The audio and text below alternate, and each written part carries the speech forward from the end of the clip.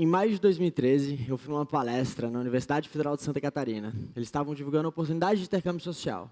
Na época, eu sei três intercambistas falando. Um tinha ido para a África, um tinha ido para a Índia e a outra menina para o leste europeu. Eu lembro que as histórias que eles contaram ali eram tão incríveis, me deixaram tão maravilhado, que me fizeram questionar um momento que eu estava vivendo na minha vida. Eu tinha acabado de me formar em administração, tinha voltado para o direito, que eu estava na 7ª fase, eu já trabalhava 8 horas por dia. Então, assim, do ponto de vista acadêmico e profissional, eu me sentia bem, mas, sabe, eu sentia que no fundo algo me faltava, uma experiência de vida como aquelas me faltava. Comecei a pensar em alguns locais que eu tinha interesse de viajar, minha dúvida principal era entre Ásia ou África, e eu comecei a conversar com alguns amigos para saber aonde eles tinham ido e o que eles tinham achado. Duas amigas que tinham ido para o Quênia vieram conversar comigo, e elas me contavam com tanta paixão, com tanta emoção, com tanta nostalgia até do que elas tinham vivido por lá, que eu simplesmente, assim, com certeza elas iam me bater se eu pensasse em escolher outro lugar, mas principalmente porque eu queria sentir na própria pele, ver com meus próprios olhos se tudo aquilo que elas falavam era verdade. Lembro que na época o mais difícil foi pedir demissão. Meu chefe achou que eu tinha virado um hippie, que eu ia largar tudo para fazer voluntariado na África, mas enfim, a decisão estava tomada, eu me demiti num dia, no outro eu comprei passagem para não ter mais volta. Em julho eu embarquei rumo ao Quênia, e assim que eu cheguei, a viagem mostrou para que veio. Se eu queria uma aventura, tudo já começou a acontecer no primeiro dia. A companhia aérea perdeu minha mala, coisa boa. Depois a pessoa que foi me buscar, não foi me buscar. Eu fiquei 4 horas no aeroporto perdido, sozinho. A casa que eu ia não existia mais, eu ia acabar indo para outra casa. E tudo isso foi no primeiro dia. Mas tudo bem, eu queria uma aventura, era para isso que eu estava lá e eu me encarei de frente. Nairobi, para minha surpresa, melhor dizendo, para minha ignorância, era uma cidade muito rica. Tinha BMW andando na rua, hotel 5 estrelas, até uma churrascaria brasileira caríssima tinha por lá.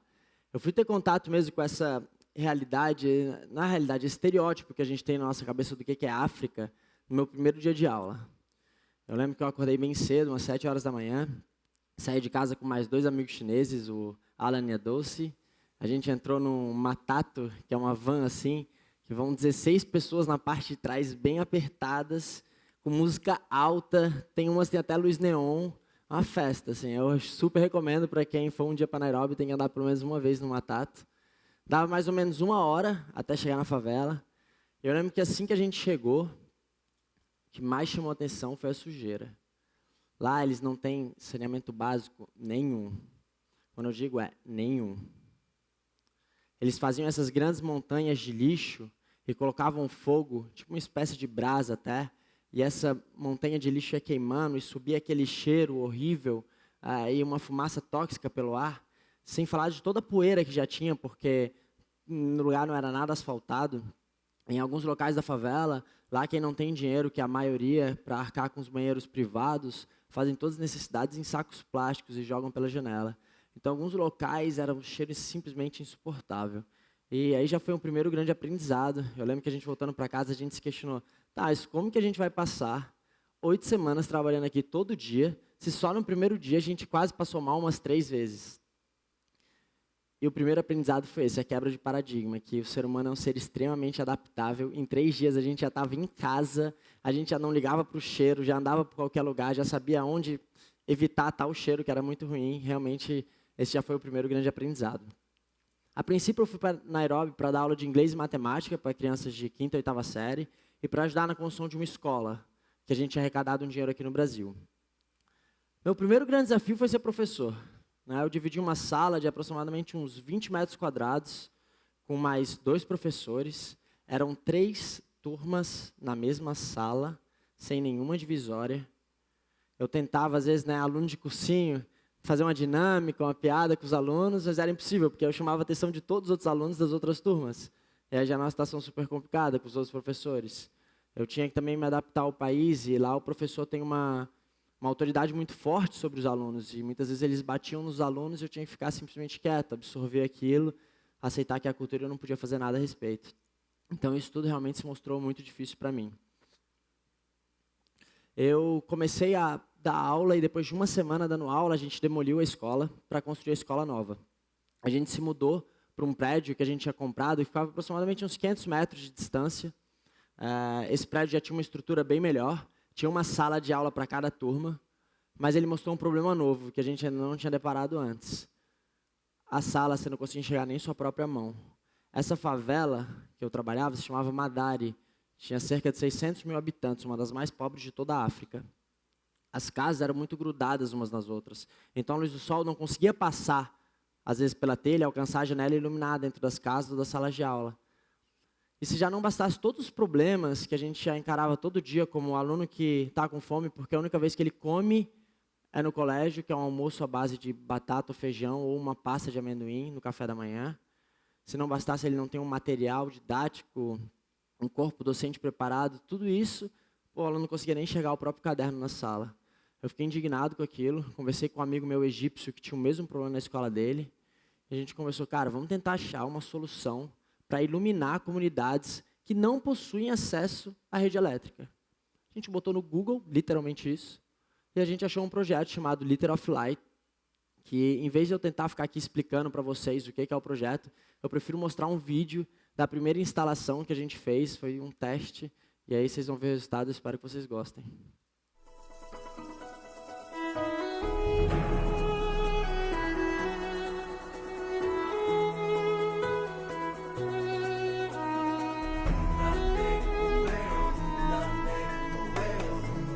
Standing side by side, what it takes to come alive. Way I'm feeling, I just can't deny. Got to let it go. Found love in a hopeless place. Tell me if I die. Tell me if I die. We found love in a hopeless place. My fancy way. Shine a light through an open door. Love and life I will divide. Turn away 'cause I need you more.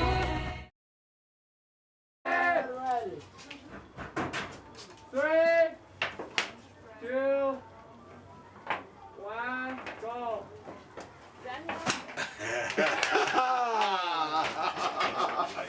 Wonderful, wonderful, wonderful.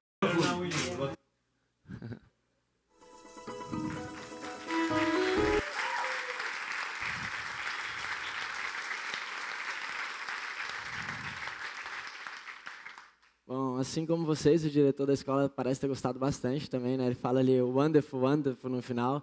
E não só ele, vários outros diretores de outras escolas começaram a visitar a nossa para ver o efeito do projeto e começaram a pedir que a gente fizesse aquilo na escola deles. Infelizmente, era a última semana desse meu amigo egípcio e eu tive que começar a tocar o projeto sozinho. Eu parei de dar aula porque não dava tempo, a gente passava a manhã inteira preparando as garrafas para passar a tarde instalando. Não era um projeto fácil. A gente se cortava muito e era tudo muito sujo. A gente se cortava porque a telha era de alumínio e era bem fina. E outro problema também era com a alimentação. A gente passava o dia inteiro de manhã trabalhando, quando a gente subia no telhado, é muito complicado você ficar comendo ali em cima, porque é um lugar muito sujo, então tem que ser algo prático. Mas não tem como ser algo prático como chocolate, por exemplo, porque eu estou em cima do telhado. Branquelo, como eles chamam lá, que é muzungu, em Kiswahili. Todas as crianças da escola te olhando. Você vai tirar e vai comer um chocolate em cima de um telhado, para uma criança que nunca nem viu um chocolate na vida? Não existe essa possibilidade, né? Então, minha alimentação era basicamente frutas. Para vocês terem uma ideia, no final das minhas 8 semanas lá, eu tinha perdido 12 quilos. 12 quilos. Aí, não era meu objetivo, mas, enfim, para quem quiser fazer uma causa social ou um regime, eu super recomendo. Mesmo com todas as dificuldades, o projeto foi crescendo. Um dia eu tive a felicidade de olhar para o lado e ver meus 5 melhores amigos do meu lado em cima de um telhado. Embaixo, mais 3 amigos ajudando. No final das minhas 8 semanas, a gente tinha feito mais de 12 escolas, instalado mais de 140 garrafas, inclusive no interior do Quênia, e impactado a vida de aproximadamente 3 mil estudantes. E aí vocês podem se perguntar, né? Tá, Vitor, mas como que você fazia isso? Tipo, todo o projeto vocês que bancavam, todas as dificuldades de se cortar e dar comida, como que um monte de intercambistas se juntava para fazer? Eu acho que isso tudo era por causa de um sentimento que, para tentar explicar para vocês, eu vou contar uma história que aconteceu na minha última semana, quando eu estava lá. Eu estava realizando o maior projeto de todos que a gente já tinha feito até o momento. Era numa escola chamada Spurgeons, em Kibera, no maior complexo de favelas do mundo. Só nessa escola, a gente ia colocar 48 garrafas. Essa é a escola pronta.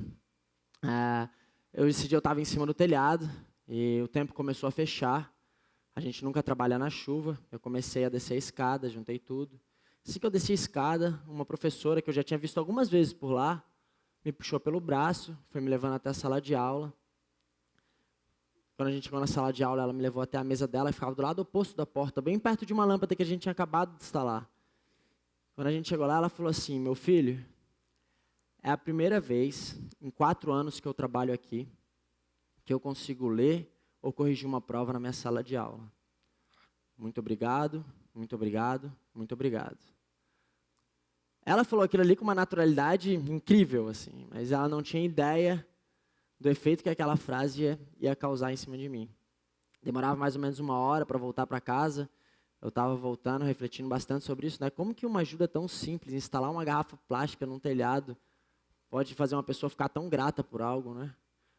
Você começa a se questionar e não era uma ajuda efêmera, porque uma garrafa dessa dura de 2 a 3 anos, então realmente ia impactar na vida de muita gente. Eu cheguei em casa, eu morava com mais 21 intercambistas. Eu fico brincando que a gente não jantava, a gente sempre fazia uma ceia. E aí eu questionei o pessoal, né? Eu falei, galera, quantas vezes no dia a dia de vocês se sentem incondicionalmente úteis? Sem querer nada em troca. Quantas vezes? Eu parei para pensar no meu dia a dia, nada. Na minha semana, talvez, não. Mês, também não. Falei, cara, eu cheguei na assustadora conclusão que eu acho que em 24 anos de idade eu nunca tinha, de fato, tido aquele sentimento que eu tinha sentido aquele dia com a professora. Eu acho que era isso que juntava, sabe? Os alunos ali, todos os intercambistas nesse projeto, era isso, era poder ter esse sentimento de utilidade.